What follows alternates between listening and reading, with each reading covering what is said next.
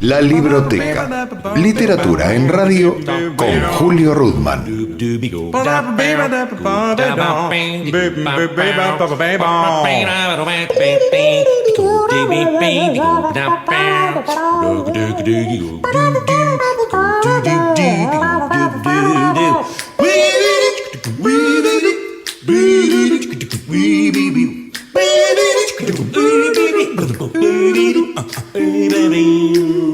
Bueno, bienvenidos a una nueva edición de la Libroteca. Para quien les habla y para quienes hacemos este programa, es un verdadero honor recibir al doctor Leonardo Senkman, argentino, pero... Entrerriano. Entrerriano, claro, está bien. Es como cuando uno dice argentino, no, mendocino. Bueno, primero mendocino. O cuando uno dice mendocino, no, de Villa Hipódromo, claro, o del Cruz, como yo. Claro.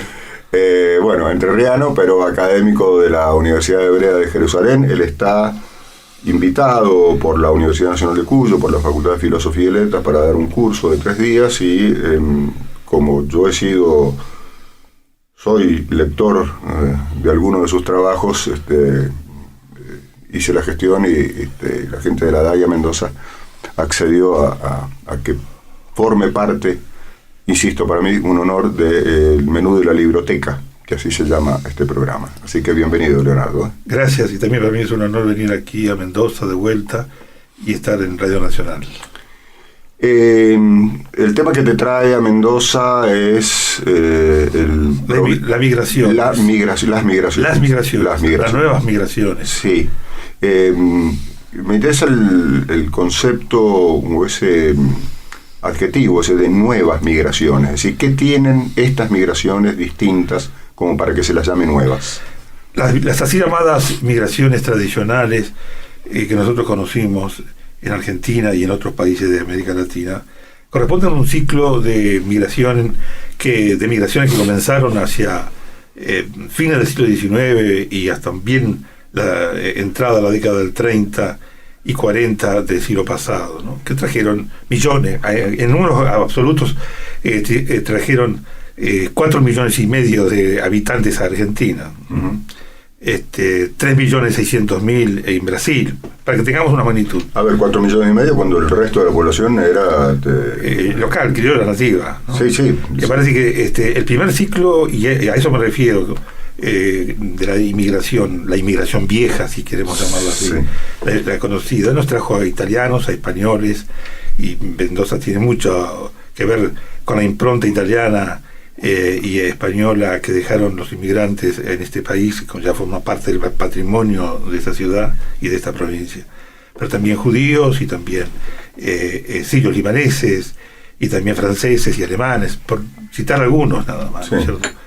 Era una inmigración que constituyó, digamos, la base de la formación etnonacional de Argentina. Ese país, la argentinidad y la sociedad civil argentina se constituyeron no solamente con criollos, sino por esa corriente inmigratoria de cuño tradicional. La nueva, por eso llamamos las nuevas migraciones, corresponden a un ciclo distinto, corresponde ya a la Argentina que recibe a trabajadores laborales, inmigrantes de países vecinos, pero también corresponde a gente que viene de Asia y de, por ejemplo, coreanos, para dar chinos. Uh-huh.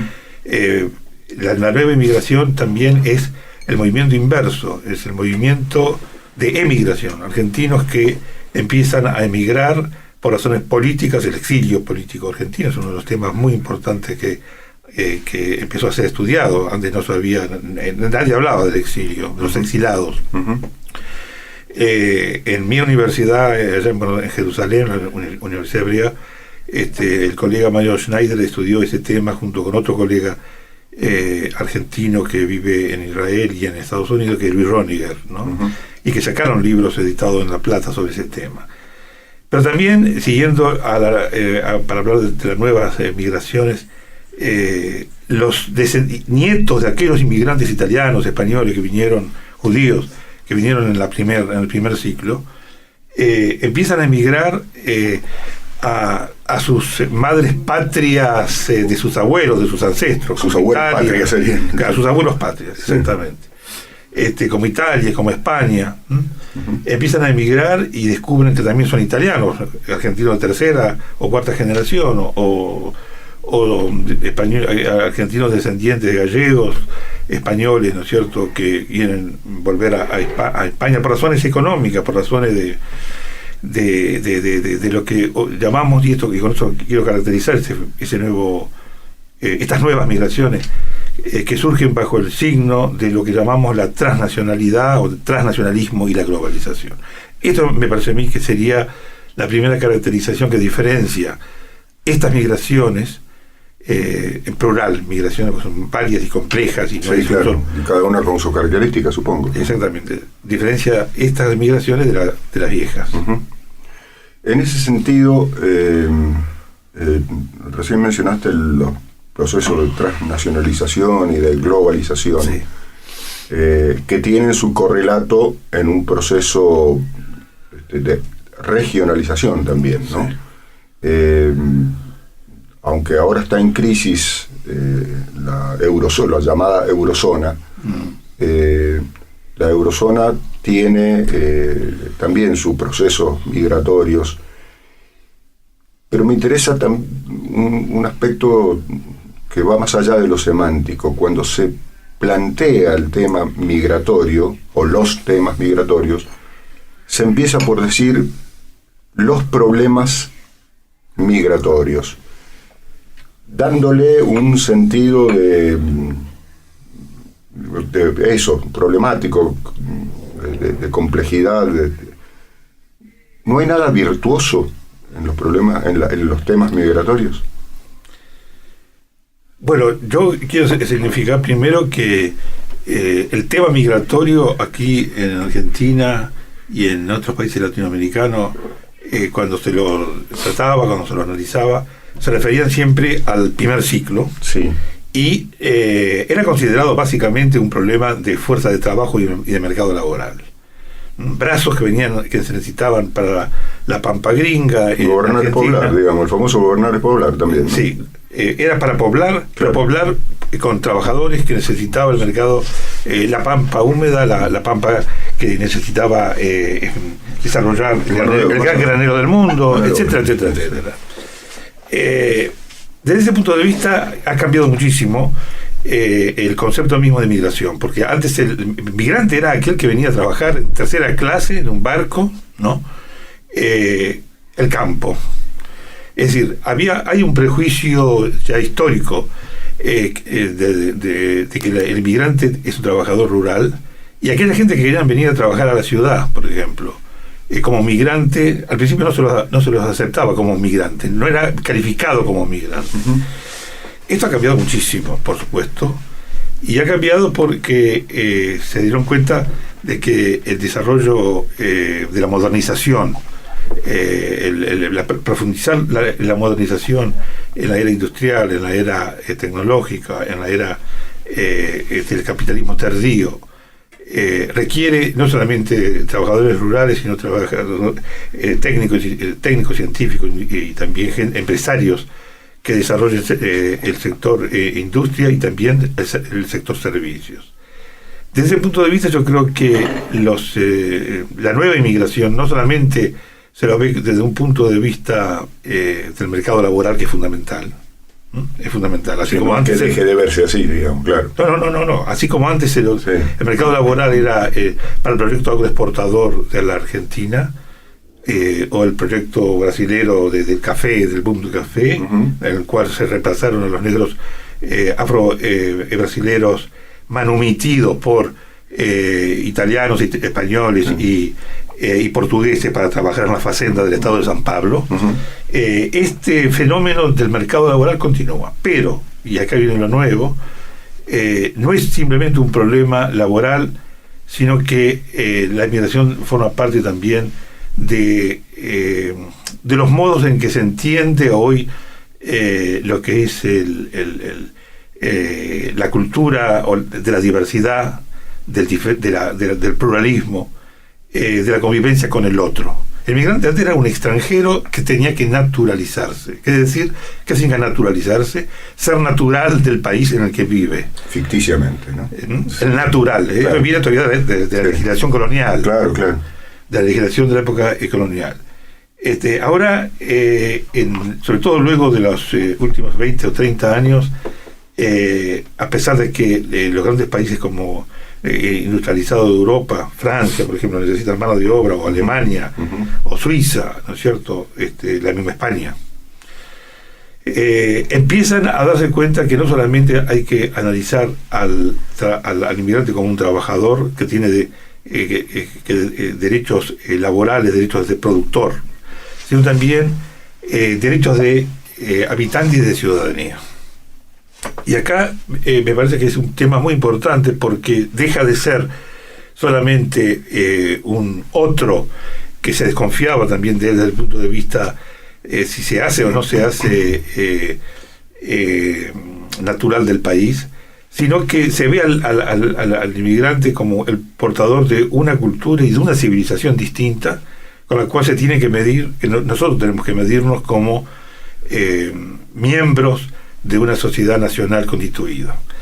Vamos a decir así, el inmigrante provocaba xenofobia, como sigue ahora provocando xenofobia, pero a diferencia de antes, la xenofobia actual ocurre en un mundo en el cual la diversidad cultural y el distinto, el que es diferente, el otro ya es aceptado en esa etapa de la modernidad. Antes el otro no era aceptado y se le exigía que se asimile, se le exigía, en nombre de la demanda nacionalista, que dejara su lengua, su costumbre, sus tradiciones para formar parte de la nación. Ahora se dan cuenta de que este famoso crisol de razas, como se llamaba acá, el melting pot, norteamericano, en el fondo fue un mito fundacional de las nacionalidades, ¿no es cierto?, de los países latinoamericanos y americanos, pero que no puede seguir funcionando como funcionaba antes.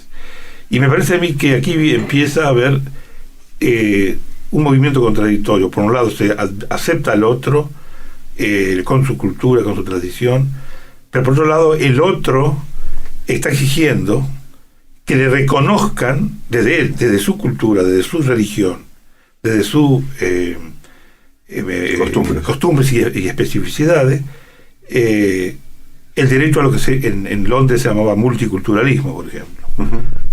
Y no se le exige, por ejemplo, que ellos mismos empiezan a exigir como derecho a la diferencia y a la cultura, a tener sus propias redes escolares apoyados por el Estado, porque ahí viene la historia. Ellos siempre lo han tenido, esas colectividades de origen migratorio. Pero ahora piden no solamente que se les reconozca que son distintos, el derecho a la diferencia religiosa, cultural, sino que el Estado participe en el sostenimiento, ese es el principio del multiculturalismo, de estas diferentes comunidades, y que a su vez provocó y provoca verdaderos archipiélagos de islas cerradas o de guetos, una especie de enguetoización. Sí, varios guetos, ¿no? De varios guetos. Entonces, acá digo que hay un proceso contradictorio. Por un lado, las políticas de la diferencia, como le llaman los sociólogos de este tema, el respeto a las políticas de la diferencia y la aplicación de políticas públicas de la diferencia. El multiculturalismo es la aplicación práctica desde el Estado de políticas públicas para reconocer al otro. Y al otro. Pero por otro lado, estos otros no están interesados en formar parte de la, entre comillas, del Estado-Nación inglés, del Estado-Nación alemán o del Estado-Nación. Quieren continuar formando parte de estas de algunos segmentos o bolsones de la sociedad civil, de bolsones del mercado de trabajo, de nichos del mercado de trabajo, pero no están interesados, por ejemplo, en integrarse como en el primer ciclo, cuando vinieron españoles, portugueses, judíos y rusos aquí, se pedía y querían ellos mismos formar parte de la nación argentina. La pregunta es, ¿cómo funciona eso en Argentina y en los países vecinos? ¿Funciona así? Y yo creo que hay un nuevo concepto muy interesante a partir del Mercosur, de cómo pensar a los trabajadores migrantes. Antes de los años 90, para decir que no hace mucho, casi yo diría fines de los 90, cada país consideraba el problema migratorio como un problema de su propio país, que lo manejaba, digamos, la gestión gubernativa provenía del Ministerio del Interior, de la policía, a veces lo tomaban como un problema de seguridad, no un problema de dirección de migraciones, claro. La dirección de migración, etcétera. A partir de ciertas reuniones de ministerios que forman parte de la operación, de la dinámica operativa del Mercosur, por ejemplo, el tema migratorio de los países miembros forma parte de la agenda y empiezan a ser discutidos para que se respeten los derechos de los trabajadores paraguayos, bolivianos, chilenos que están, por ejemplo, en Argentina. Empiezan a ser discutidos en esos cónclaves que comenzaron que fueron convocados por razones del mercado, de la integración de un mercado. No olvidemos, Mercosur comenzó siendo un mercado. Como la Comunidad Europea comenzó siendo un problema. El carbón. Concretamente del carbón. Entonces yo creo que desde ese punto de vista creo que hay un adelanto. Se ha regionalizado, claro. Se ha regionalizado el tema. Qué bueno. Y al mismo tiempo estas reuniones, que establecen recomendaciones, como tú sabes, no puede haber exigencias de un estado a otro, pero son recomendaciones para ser aplicados. Que la van a aplicar o no a estas medidas que liberalizan y que toman en cuenta al otro. Eso ya es un problema de política interna. Es un problema de política interna, claro, y que no sigue habiendo una disonancia, un hiato muy agudo, y entre aquellas recomendaciones que se hacen en esas reuniones y lo que se aplica en cada uno de ellos. Quiero señalar dos cosas acá, me pareció muy importante tu pregunta. En ese sentido creo que los países del Mercosur, las partes miembros, ¿no es cierto?, del acuerdo multilateral del Mercosur, está mucho más avanzado que las comunidades andinas, por ejemplo, porque los conflictos políticos que hay entre los países miembros de la comunidad andina también inciden o dificultan en una gobernabilidad o un régimen de gobernabilidad y de establecer cosas comunes para ellos, ¿no?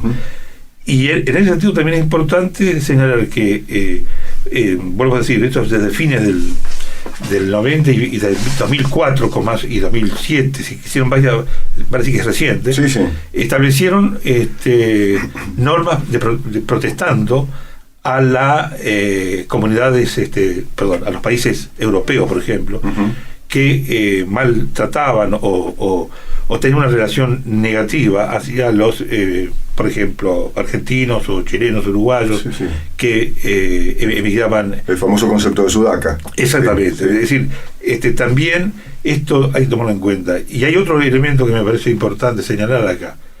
Es precisamente este fenómeno de la regionalización y de liberalización de los trabajadores migrantes fronterizos, de los países fronterizos, está regido por un principio que es el principio de la libre circulación de las personas. Esto es algo que no se entendía en ese momento. Es nuevo también, ¿no? Sí. O más o menos nuevo, ¿no? Sí, yo creo que esto es un tema importante que hay que tomarlo en cuenta, pero además hay otro fenómeno regional que es la quiebra del modelo neoliberal. Ayudó a partir de la década del 90, y no casualmente hay una correspondencia temporal, ayudó y ayuda a pensar de otra manera el tema migratorio de los países latinoamericanos. Ya no es el chileno, el paraguayo o el boliviano que nos viene a quitar el puesto de trabajo. Claro, fíjate que el concepto mismo de mercado, de integración del mercado del Mercosur, ¿no? Que es una integración económica, subyace dentro de ese concepto otro concepto muy importante, que es el mercado laboral integrado. No es simplemente, si solo tenemos un pasaporte que dice Mercosur y somos miembros de esta comunidad económica que aspira luego a una comunidad intereses también laborales, y que a lo mejor va a pasar como pasa en la Comunidad Europea, que se transforma en una comunidad también política. ¿Por qué no considerar a los trabajadores chilenos, bolivianos, paraguayos, uruguayos, brasileños, miembros de una comunidad laboral común? Claro. Me parece a mí que es un concepto que transforma el tema de la inmigración de meramente de una cuestión económica a temas que cruza la ciudadanía, el tema de la ciudadanía, el tema de la nacionalidad. La construcción de ciudadanía. De la construcción de una nueva noción de ciudadanía. La construcción de una nueva noción de ciudadanía. ¿Por qué no tener dos o tres nacionalidades? Las múltiples nacionalidades o las dobles nacionalidades antes se consideraba más o menos un pecado de lesa nacionalidad. Como una traición a la patria. Exactamente. Hoy ya no dejó de ser un tema de doble delito, ¿no? Empieza a formarse el concepto de ciudadanía regional. Exactamente. Yo creo que esto es muy importante y que corresponde a esta era transnacional de la cual hablamos. ¿Qué significa una era transnacional? Que cruza fronteras nacionales, que no solamente cruza fronteras geográficas, no solamente cruza fronteras cívicas, sino también culturales, lingüísticas y religiosas. Estamos charlando con el doctor Leonardo Senkman, académico de la Universidad Hebrea de Jerusalén, que está en Mendoza, invitado por la Universidad Nacional de Cuyo. Corte. La Libroteca. Literatura en radio con Julio Rudman.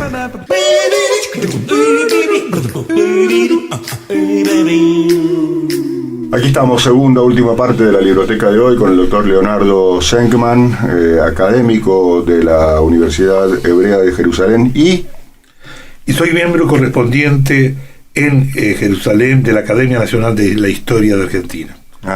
O sea que estamos en tema. Sí. Leonardo,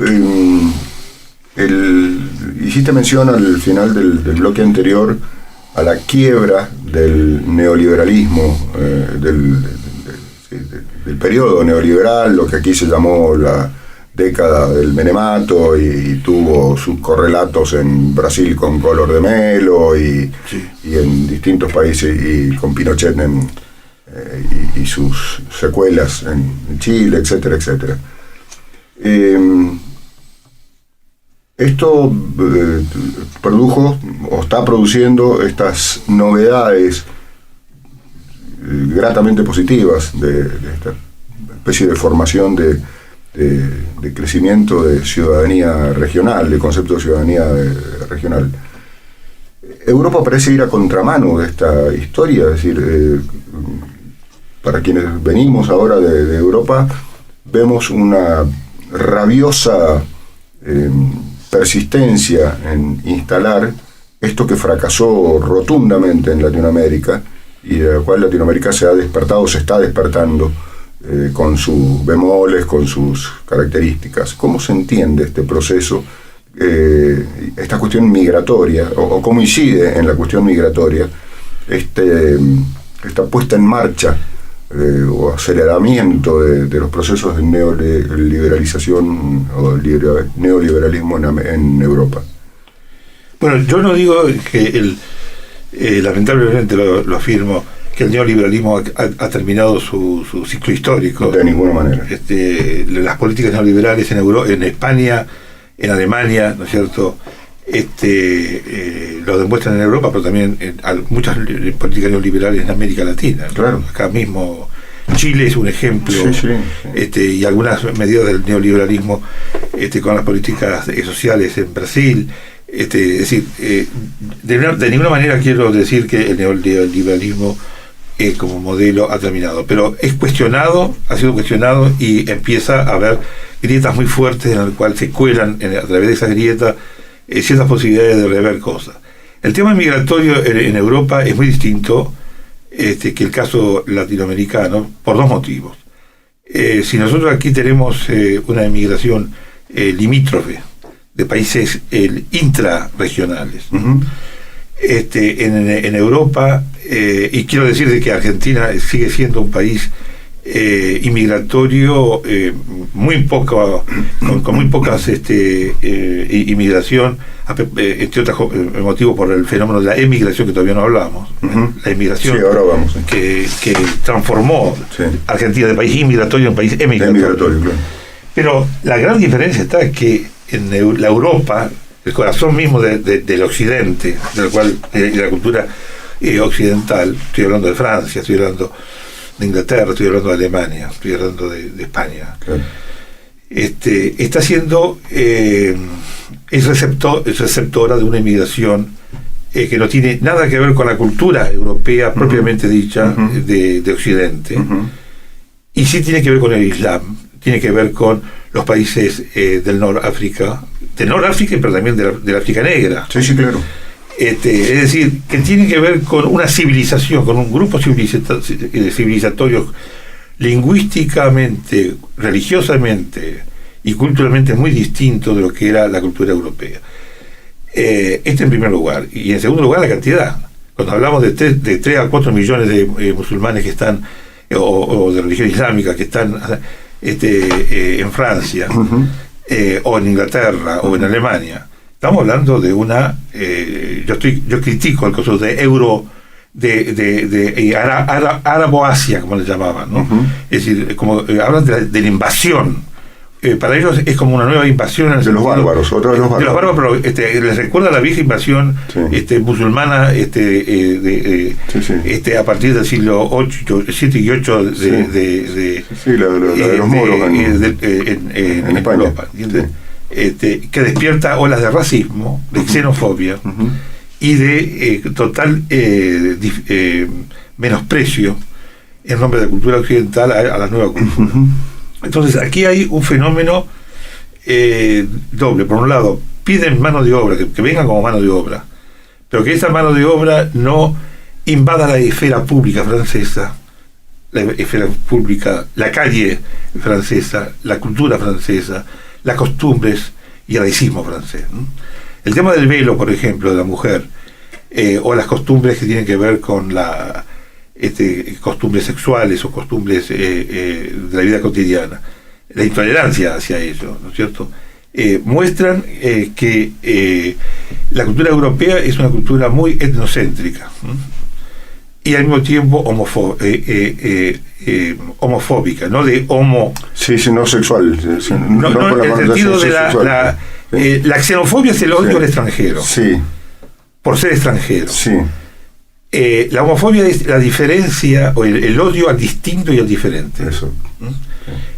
Puede haber sociedades que constitucionalmente han prohibido la discriminación racial, la discriminación religiosa, la discriminación sexual o de género, pero la sociedad sigue siendo una sociedad que no tolera al otro, a la diferencia del otro. La diferencia me refiero étnico y cultural del otro. Sí, sí. Y de pronto el modelo francés, del cual hemos heredado nosotros, no solamente, cuando digo nosotros me refiero a la cultura argentina en particular y latinoamericana, hemos heredado los principios fundamentales del liberalismo, ¿no? En el sentido de la ilustración, en el sentido de la Revolución Francesa, la gran herencia de igualdad, libertad, fraternidad, pero también los derechos del hombre y del ciudadano. No tolera que haya grupos étnicos que a manera de un Estado dentro de otro Estado se quiera meter en la cultura, en la calle. Además los relega a mano de obra de puestos de trabajo, de servicios. Claro. A ver, yo tomé 3 taxis en París, 3 veces. Ningún chofer era francés. Sí, uno era vietnamita, el otro era de El Salvador y el otro era palestino. 3. Ningún chofer, no sé si habrá sido casualidad, pero bueno, es un promedio interesante, digamos. Seguro. Recién mencionaste, y creo que es muy importante, sobre todo por el fenómeno argentino, que, bueno, con la generación del 80 recibió estas corrientes inmigratorias que ayudaron a formar lo que alguien llamaba el crisol de raza, aunque yo sé que el concepto de raza ahora está en cuestión. La Argentina se transformó, creo que producto de la cuestión político-económica, la dictadura, la instauración a mansalva del neoliberalismo, como decías vos, en un país ejemplarmente inmigratorio a un país emigratorio. ¿Cómo está hoy la situación? ¿Qué pasó? ¿Cómo ve un académico como vos esa situación del tejido social argentino? Uno de los temas que se estudia últimamente ya no es la inmigración argentina, sino el fenómeno de la emigración y del retorno. Uh-huh. ¿Qué hace Argentina para que centenares de miles de personas que se fueron desde antes de la crisis del 2001 y 2002, sí, claro, mucho antes todavía, claro. ¿Qué hace el país, qué hace desde el Estado para que esta masa enorme de gente pueda volver? Y acá hay que ir más fino, porque a veces la prensa, los medios, dramatizan la situación y no discrimina, digamos, no distingue, ¿no? En el sentido de distinguir, sí. No de discriminar mal, sino de diferenciar. Sí. Una cosa es la emigración de gente que se fue por razones políticas, uh-huh. El exilio político, uh-huh. Que es un tema que felizmente está tomando entidad y se instaló ya en la agenda de la gente. Digo esto porque durante muchos años el principal tema era de los desaparecidos, y como que aquellos exilados eran vistos como emigrados de lujo, que no deberían ser comparados con la gente que sufrió y que se quedó en Argentina. Como si no hubiese sufrido, digamos. Claro, sí. Como si esa gente... Yo creo que ahora se está haciendo una justicia uh-huh. a esta categoría de emigrado. Pero hay otro sector, la parte del exilado, que son los miles de personas que se fueron por razones económicas a buscar mejor destino, del cual se conoce poco. Y hay otra categoría que se conoce un poco más y que ahora también se está dando bastante apoyo para que retornen, que es esa diáspora de científicos argentinos y de técnicos y de ingenieros, de gente de alta capacitación, que van desde científicos famosos, y ahora hemos escuchado que a Marte, la NASA mandó uh-huh. A Marte, hizo una prueba con 2 argentinos. Sí. Uno mendocino, inclusive. Uno era mendocino. Uno mendocino, sí. Bueno, acá la mano de obra altamente capacitada argentina es muy apreciada en el primer mundo, uh-huh. Sobre todo Estados Unidos. Uh-huh. No quiero dar cifras abultadas, pero hay alrededor de 50.000 de altos científicos que están registrados, argentinos, en la institución fundamental o básica norteamericana de ciencia. Solamente de Estados Unidos, de científicos, hay muchísimos más, cerca de 180.000, 190.000, si nosotros consideramos doctores que hacen doctorados en Estados Unidos, técnicos y científicos que están trabajando en Estados Unidos, pero que no son, digamos, el top level, ¿no? Digamos, en las grandes ligas. Exactamente. Me parece a mí importante, y ese es un tema que en el curso que estamos dando acá en la Facultad de Filosofía y Letras de la Universidad Nacional de Cuyo lo analizamos. Y el otro tema es que recién en los últimos años, concretamente a partir de la creación de ese programa, que me parece un programa muy importante, Raíces, del Ministerio de Ciencia y Tecnología de la Nación, se están aplicando políticas públicas desde el Estado para estimular el retorno, y también, cuando no se puede lograr el retorno, políticas de aproximación y de vinculación, como se llama, ¿no es cierto? Uh-huh. Yo pienso que esto es un fenómeno muy importante para mostrar de que el caso del drenaje de cerebro, como en la década del 60 se llamó, el fenómeno que, por supuesto, va más allá del caso argentino. Estoy hablando de Argentina porque estamos hablando del caso, pero encontramos de otros países también. El fenómeno del drenaje del cerebro empieza a ser concebido de otra manera. En el mundo transnacional, global, se habla de la circulación del saber, de la circulación de los posgraduados, postdoctorados y de los científicos, que van circulando en diferentes instancias y que si no se pueden no pueden volver porque el mercado laboral aquí no les da las posibilidades una vez que se gradúa, sobre todo de ciencias duras. Cuando estoy hablando de científicos, estoy hablando sobre todo de ingeniería, todo el tipo de ingeniería, pero también computación, física, química, astrología, astronomía, perdón, y ese tipo, ¿no? Entonces se está hablando de proyectos conjuntos, aún entre aquellas personas que están viviendo fuera de Argentina y aquellos colegas científicos que desde las universidades, de los laboratorios y de las empresas privadas, claro. En un momento en que el saber está globalizado y que la circulación aceita, digamos, las ruedas mismas de la transnacionalidad, claro. Ayuda a entender mejor y aprovechar mejor los recursos que se formaron en ese país y que están afuera. ¿Cuánto hace que estás en Israel viviendo? Bueno, yo estoy viviendo en Israel desde el año... nos fuimos al año de la dictadura en 1978 con mi familia y mis hijos. Los 3 hijos míos nacieron acá en Argentina, en Entre Ríos. Perdón, en Buenos Aires también. Y tengo nietos, por supuesto, claro, 4 nietos. Israelíes. Israelíes, sí, de la hija mayor. Y ya nos quedamos, volvimos a Argentina y cuando comenzó acá la democracia, en el año 84, en mi caso, ya nos instalamos en Israel, ya tenía ya una oferta de trabajo. Por ejemplo, el tema a mí de la inmigración lo estoy estudiando también como algo personal, ¿no es cierto?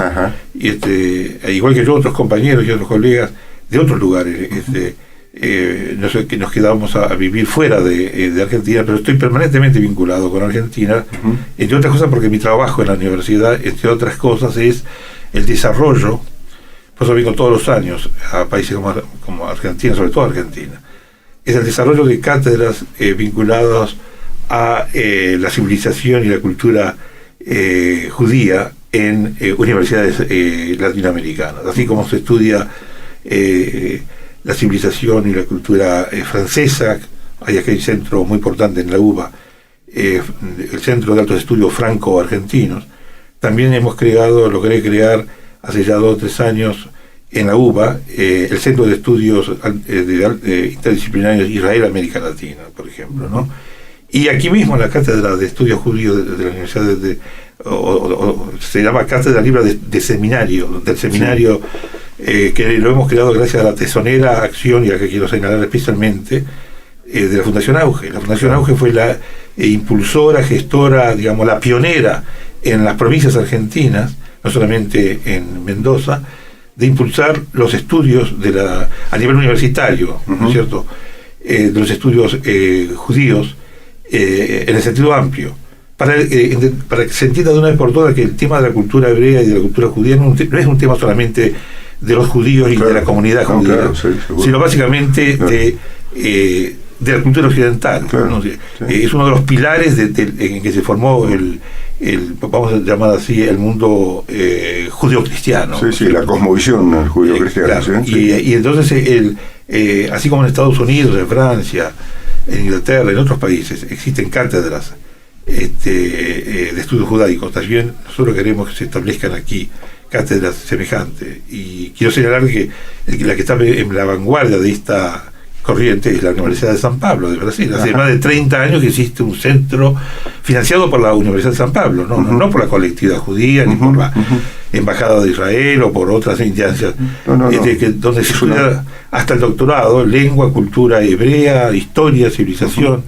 Y yo creo que esto forma parte de lo que hablamos antes, de la diversidad cultural y de la legitimidad que esta diversidad cultural merece por parte de las vamos a llamar así, de los espacios públicos, no de los espacios privados, no de a puertas adentro de las comunidades, sino entrar por la puerta ancha del saber, que están digamos, ejemplificados por las academias, por las universidades, por los centros legitimado, totalmente legitimado. Pero por supuesto, claro. por supuesto. La última, y yo reitero otra vez el honor y el agradecimiento por habernos elegido a Radio Nacional y a la Biblioteca para darnos esta especie de cátedra interlocutada, digamos así. Tu visión de académico argentino que vive en Israel respecto de la posibilidades de una convivencia pacífica entre palestinos e israelíes? Bueno, uno de los conflictos más serios que tenemos no resuelto en el Medio Oriente, no es el único, desgraciadamente ustedes lo ven todos los días con el tema de Siria. Uno de los temas no resueltos es el conflicto israelo-palestino. Yo creo que es una tragedia que todavía este conflicto no haya sido resuelto, o por lo menos no se avanza hacia una dirección de resolución del conflicto. Sí. Digo que es una tragedia porque está siendo usado por todos lados, también desde Israel, desde sectores que en Israel no están interesados, sectores, digo, no todo Israel, sino sectores que en Israel no están interesados en resolver el conflicto, sino, como dicen, administrarlo de tal manera que no estalle guerra o no estalle conflicto. Está siendo utilizado esta no resolución del conflicto por diversos por el paralelogramo de fuerzas muy complejas que son políticas internacionales, religiosas, nacionales y extrarregionales en el Medio Oriente. En Israel se está en ese momento muy preocupado por el tema Irán, por ejemplo. El tema iraní ha desplazado completamente el Irán atómico y el peligro de Irán, que amenaza permanentemente y no cambia esa retórica con destruir a Israel con bombas atómicas. Ha desplazado, desgraciadamente, el tema palestino, el tema de la resolución palestina. Yo creo que esta estrategia de algunos políticos israelíes de reemplazarlo, ¿no?, y de concitar la atención mundial, como lo han logrado concitar, para sancionar a Irán de Ahmadinejad y de los ayatolás, a fin de obligarlo a dejar de lado el programa nuclear. Yo creo que por un lado es positivo, por otro lado es muy negativo, porque ha despertado, casi te diré, ha provocado casi el olvido de que el tema central no es el tema iraní, ni el tema no es el tema iraní, sino el tema no resuelto del conflicto entre dos pueblos que tienen derecho a vivir y a convivir en dos estados, en sus respectivos y sendos estados nacionales, en forma de llegar a un acuerdo pacífico. Y yo temo mucho que esto estalle en cualquier momento, en lo que se llama una tercera intifada, y que el tema sea un tema, el tema de la no resolución, sea un poco vamos a decir, la gran hipoteca política de seguridad y también ética, ¿no es cierto?, por el cual Israel, como Estado judío en el Medio Oriente, puede hacer peligrar su propio futuro, o comprometer su propio futuro. Leonardo, gracias por esta charla. Bienvenido a Mendoza, y esta es tu casa. Muchas gracias. Hasta la próxima, gracias. Cerramos por ahora la libroteca. Pone el señalador en la radio pública y nos reencontramos en el próximo capítulo.